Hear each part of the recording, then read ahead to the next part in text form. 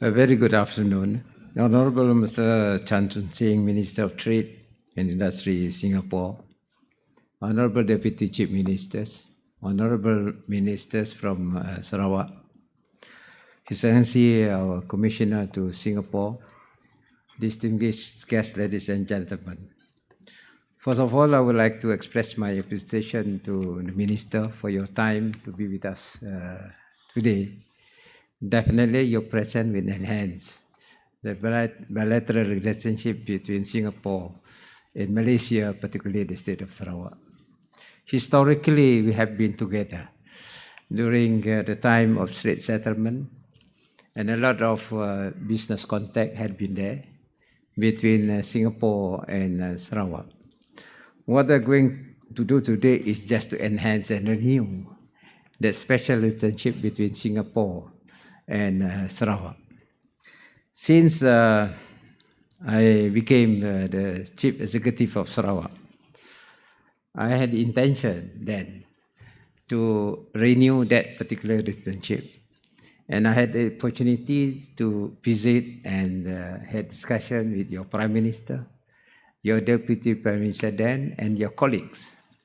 I think we have one common platform here, that we want to have good economic relationship between Singapore and Sarawak. There are three areas that we feel we have a common interest. Number one is, of course, to tap the resources that Sarawak has. Sarawak is the biggest state in the whole Federation of Malaysia. If you study the whole Federation of West Malaysia, you minus Malacca, that is Sarawak.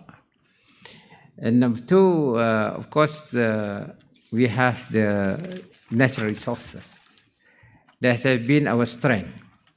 And these natural resources includes our biodiversity, our forestry sector, our fishery sector, as well as the other important sector, minerals.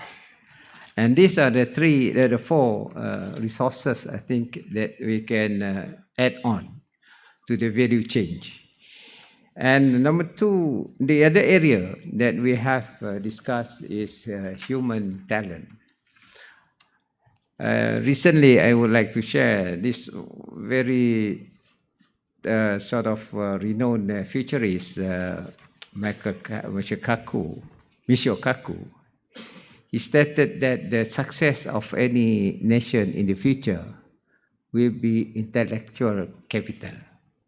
And this basic intellectual capital we want to develop, where we feel that Sarawakians can be trained, Sarawakians can work with other nationalities, for instance with Singaporeans, and they can together build a platform to find new technologies as well as some methodology that can create value to the resources that we have.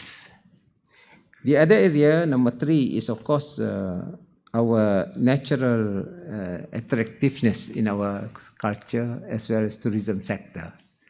We can enhance the tourism sector by encouraging people-to-people's contact. And that will definitely bring about a lot of benefit to both Singapore as well as Sarawak. I mentioned during lunch that now we have a substantial increase in Singaporean going to Sarawak during weekend. What they do is they come to Sarawak on Friday. They don't stay in the hotel, but they stay in the boat doing angling. Then they got the fish, bring back on Sunday.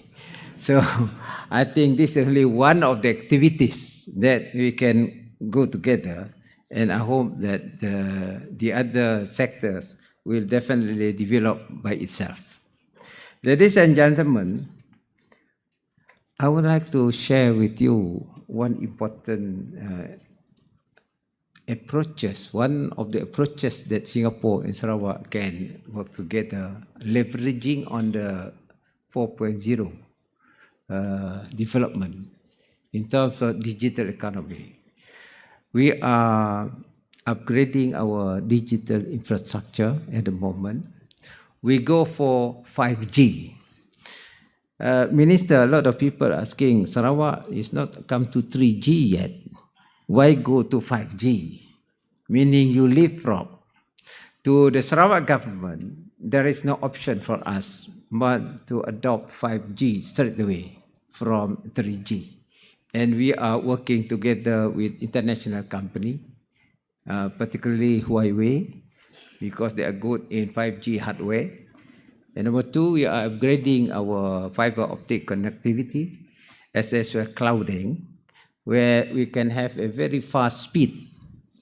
Kalau if 5G is the space is only about 3 seconds in real time, and that will be a good networking for businessmen to contact among themselves and then to sell their products.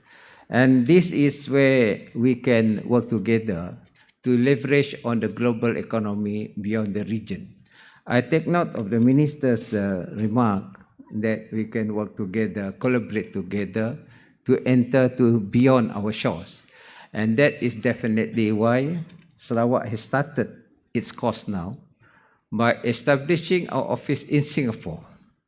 We hope that this office become a contact point for the business community, and the Sarawak government will provide all the facilities, enabler, for them to work out whatever they want to do, and we hope that the outcome will be there for the benefit of both Singapore as well as Sarawak and Malaysia. And as you know, Sarawak is located in the north of Borneo, and we have our neighbors Sabah as well as Brunei and Kalimantan. And we are at the moment selling our power or supplying our power to Kalimantan.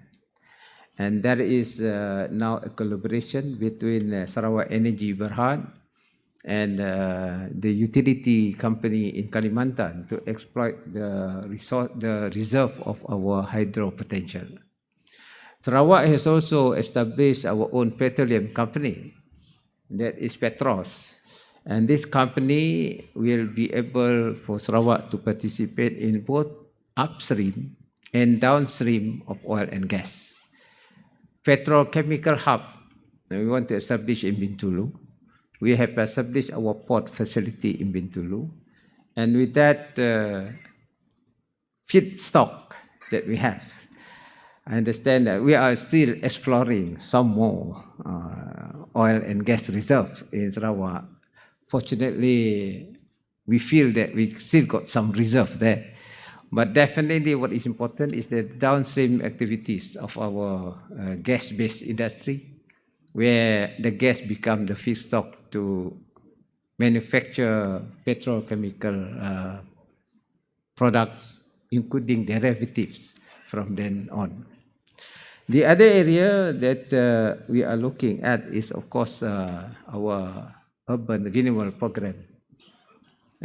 We are in the midst of planning to have what we call smart city, with the hope that with our digital infrastructure, we can transform our city into smart city, where we have a central data, and that particular data will definitely become a source for us to plan our city, and everything is based on smart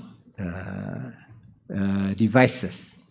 At the moment, we have our own Sarawak Pay mobile payment. So if you want to buy anything in Sarawak, what you need is just your handphone, and what you must have a fat account there and spend in Sarawak using smartphone, to settle whatever payment that you have for Sarawak. We are also working together with Union Pay from China. We are collaborating with Union Pay. And Union Pay, as you know, is a goal. They have their global network, and leverage on that, I'm sure we can work together in terms of the transaction overseas.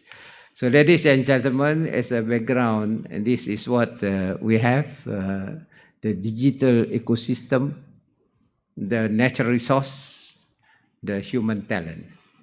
I believe that Singapore is good in human talent. if we have the resources with your human talent, working together with Sarawakian, I think we can offer our services to the whole ASEAN region, including the three partners in ASEAN.